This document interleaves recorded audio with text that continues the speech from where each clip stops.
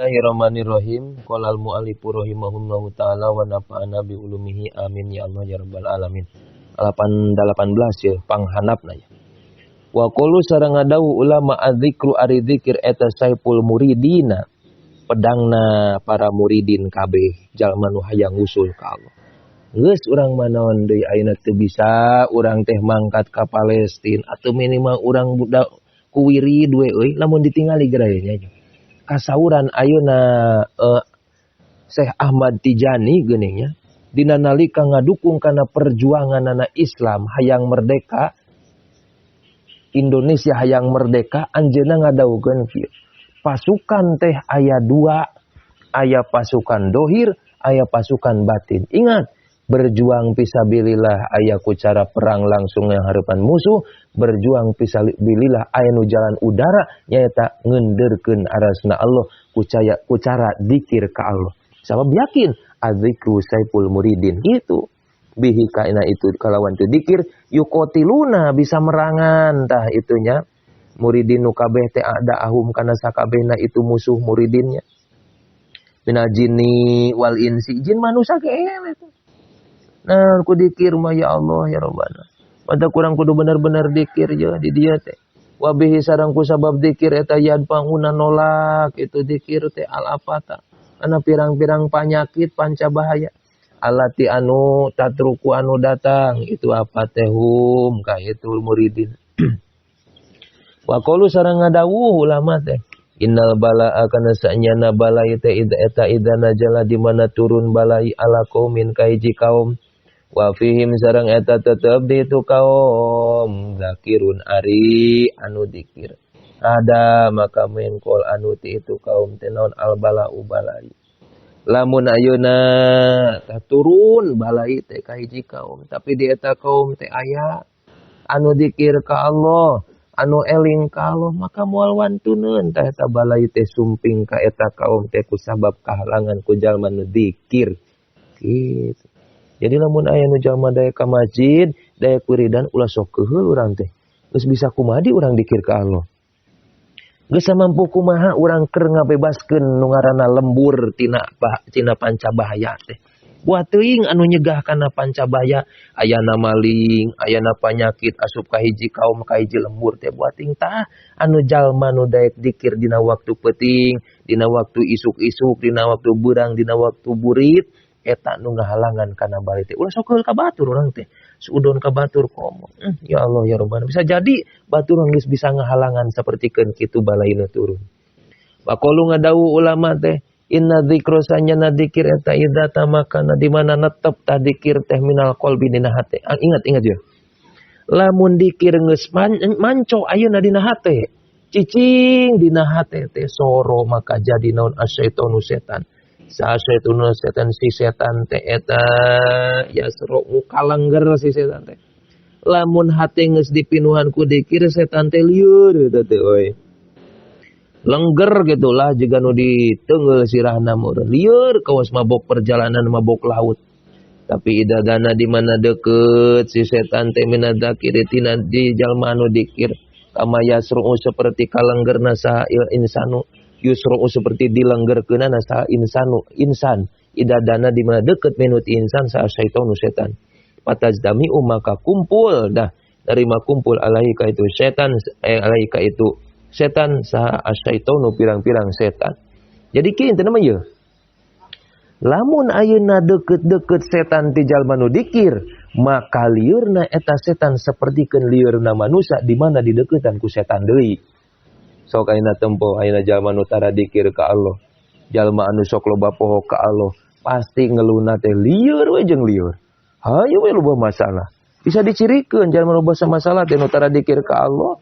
Tadina nalika sapertikeun kitu eta gambaran setan.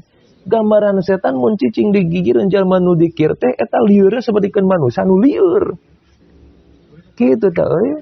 Kitu we gambaran setan teh.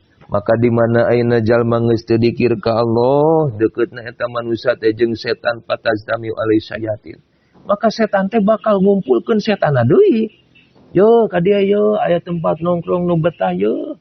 Hate manusia ieu mah loba poho ka Allah matak mending keneh di dieu yo ngareuna. Urang mah di paraban bae da sabab si ieu mah dahar tara bismillah. Di inuman bae sabab si ieu mah tara bismillah di nalika keur nginum. Urang mah sok mandi bae da si ieu mah keur nalika mandina tara ngadua kitu teh. Ngumpul setan teh di dinya babarengan jeung jalma nu tara dikir. Jadi base campna setan tah hatena jalma anu poho ka Gusti Allah mah. Kitu.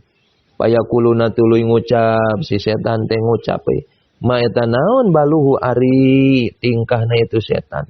Payukulu digosipkeun naon inna usanyana itu setan eta dana deukeut setan minda kirin tina anu jalma nu dikir pasuri maka kalengger setan.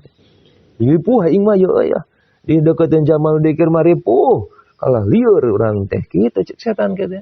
Pak lam zalika ya akhi maka kanyahokeun tah. Loba dikir intina mah. Waksir sarang kudu ngalobakeun anjeun min zikrillahi ta'ala tina zikir ka Allah ta'ala. Fa inna bihi maka sa'nyana kusabab itu zikir yamna'u eta nyegah yumna'u dicegah naon asyaitonu setan min rukubina tina numpakan urang sadayana. Ya, lamun jalma tara zikir ka Allah maka urang teh ditunggangi ku setan. Maka lamun urang zikir ka Allah maka lepas setan teh teu wantunun tanunggangan ka urang kitu. Kala ngadawuh As-Sayyidi Asy-Syaikh Abduluddin rahimahullah taala. Amin. Inna syaitona sanyana setan eta yarkabu numpakan setan teh ahadana ka salah sahiji urang sadayana. Kulama gopala dina samang-samangsa poho itu si ahad teh an zikrillahi taala tina zikir ka Allah taala. Kitu setan teh ngendalikeun urang di mana urang poho zikir ka Allah. Gitu. Pa innahu maka sanyana setan eta iman barina langgeng eta wakipun anu ngadago tujahal qalbil abdi dina lebahan teh hatena si hamba.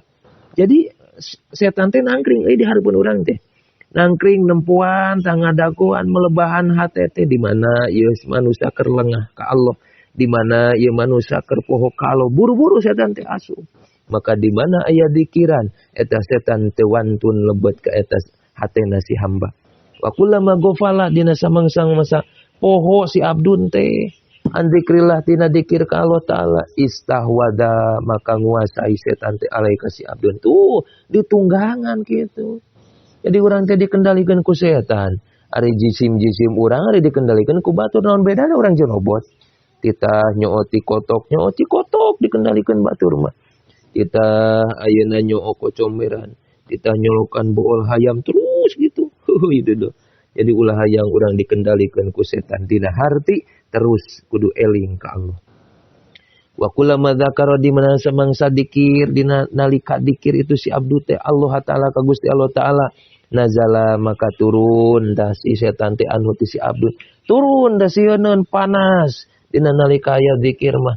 Walau kusipa maka di mana dibuka hatena li ahadi maka salah sahijina itu urang sadayana la ro'a maka yakin ningali saha iblis itu si abdun teh iblis ka iblis yarkabu numpakan itu iblis teh kama yarkabu seperti numpakan saha ahaduna salah sahiji urang sadayana al-himaru takana himar wa yasropu sareng molahkeun atawa ngendalikeun yaitu abdun teh kana itu himaroh kaepa barina kumaha bae anu hayang itu si abdun teh. Ahad teh tu lalaili dina sapanjang peuting wa nahari sareng panjang beurang. Ini gitu dah. Di mana dibuka ayeuna salah sahiji ti urang sadayana teh deuk muka sapa. Urang teh yakin bakal ningali iblis. Lamun dibuka ieu muka sapa, ningali iblis numpakan tah ka urang teh. Seperti urang numpakan himar, numpakan kuda, numpakan motor, mana kumaha urang di bawana. Dina sapanjang beurang jeung peuting teh kitu. Kitu bae kaya-kaya tah. Ayo sia santri milu jeung aing. Ngalatu lauk ajengan, ngalatu lauk tatangga. Dewa hayam ajengan lapar lain sia teh. Kitu we. Ulah salah ngaji mending hees kitu. Tapi kulama gopala dina samangsa poho si ahad yang zulu turun. Kulama gopala dina samangsa poho si ahad. Jadi kitu nya. Dina nalikana poho nasi jalma, maka iblis naik maka wayang zulu turun itu iblis anhu ti itu si ahad ulama dzakara dina samangsa dikir si jalma Allah taala ka Gusti Allah taala kitu tah.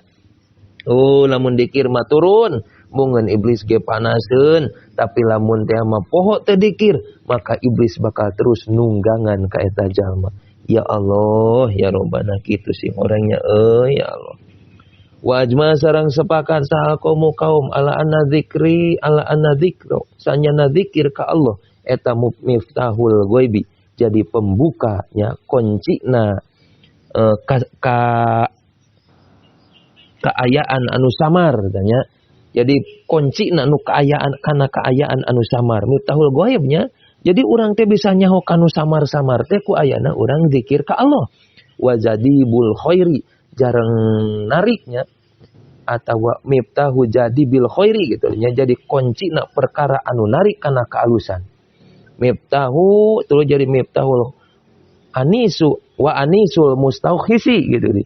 Sareng jadi nenangkeun ka jalma-jalma anu galau ku dikir dah.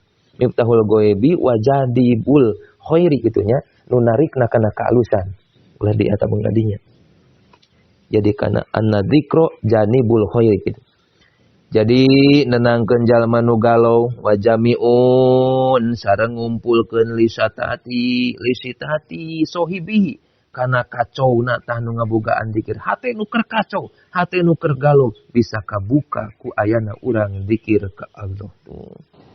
Ya Allah itu pengalaman ahli toriko pengalaman ulama-ulama anu geus makrifat ka Allah, jalan makrifat wusul ka Allah teh sapertikeun kieu salah sahijina ku terus hate eling ka Gusti Allah.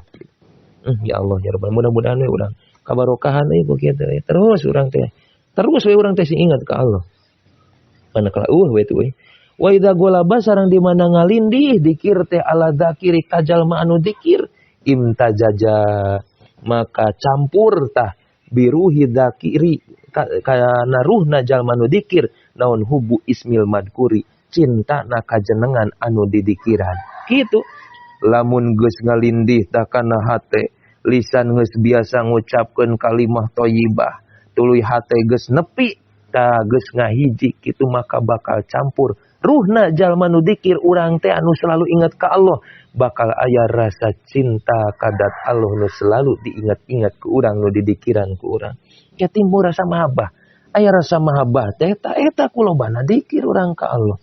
Rasa mahabbah hatta anna ba'da dzakirina sehingga saknyana sebagian jalma nu dikir kabeh eta waqa'atu miba ala rosihi kana sirahna itu si ba'don teh naon hajarun batu pakotoro tuluy ngeclakeun tah naon adamu getih alal ardi kana taneuh waqta tabasareng jadi tulisan jadi nulis tahnya itu dam teh Allahu kana lafaz Allahu jadi di hari kieu lamun jalma tah kaya jalma nu selalu dikir teh nya tah engke teh tumiba kana sirahna teh kana sirah teh aya batu anu mana aya kecelakaan getih tersimpan tertulis dina kecelakaan getih tadina sirah teh ya Allah geus Allah